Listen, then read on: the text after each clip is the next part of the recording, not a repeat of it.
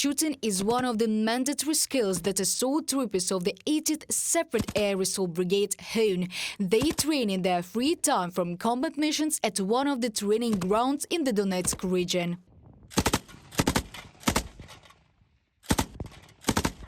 According to the legend of the training, military personnel cover their brothers in arms so that they can complete the task, reach the line and strike the enemy. Cover and retreat are provided by smoke screens. Serhiy and his brothers in arms are now working in positions in Klishchiivka. The settlement was liberated by the Ukrainian Defense Forces about a month ago, but the enemy is constantly trying to regain lost positions.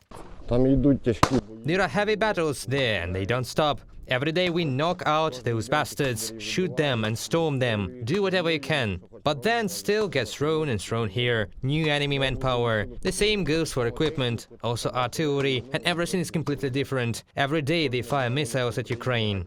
The soldiers also practice shooting skills with flamethrowers at the training ground.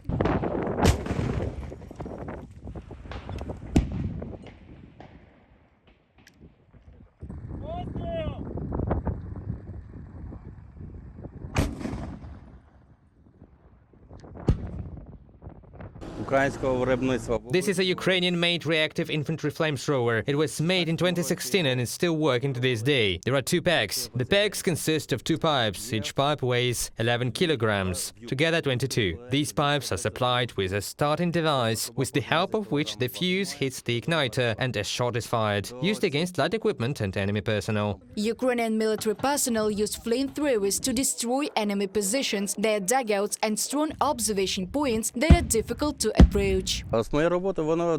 From my work, it makes a lot of noise, and even if a large enemy force is coming, this shot stops them. Panic begins, everything around begins to burn, whether there is grass or some kind of a tree. And you can continue to work, shooting from barrels, from RPGs and so on. It is used well against enemy personnel in open areas of land. Its affected area is 80 square meters. A radiation, chemical and biological protection company works at the positions of Ukrainian assault aircraft several times a week. Their task is to check radiation levels and conduct chemical analysis of the environment in order to identify what weapons the enemy is using against the Ukrainian Defense Forces.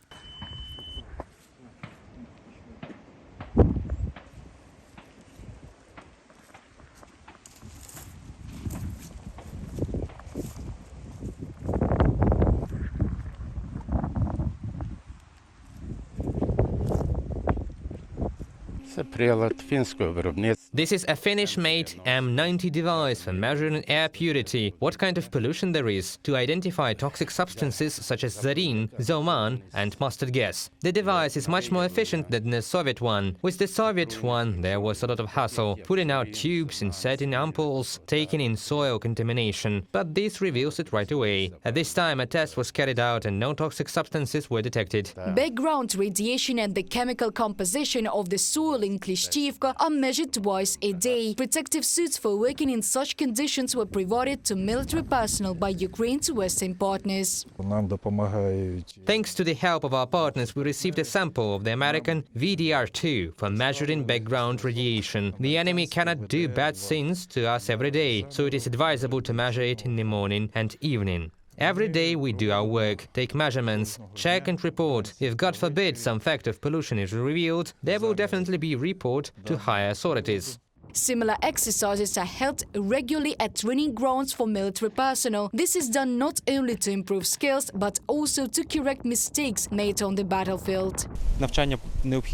Exercises are necessary constantly in order to improve skills, in order to bring certain functions to automaticity, allowing us to control the state of the background radiation, which is under threat due to the fact that the enemy has the Zaporizhzhia nuclear power plant in its hands. And second, this is chemical reconnaissance, a device that allows you to determine the content of poisonous substances in the air. Unfortunately, there are cases where it is used by our enemy, and to ensure safety, the affected area is determined by the concentration of those substances, and we also conduct chemical reconnaissance. Also, practicing actions at training grounds that are as close to real as possible makes it possible to prepare those soldiers who have been on the front line for not a long time.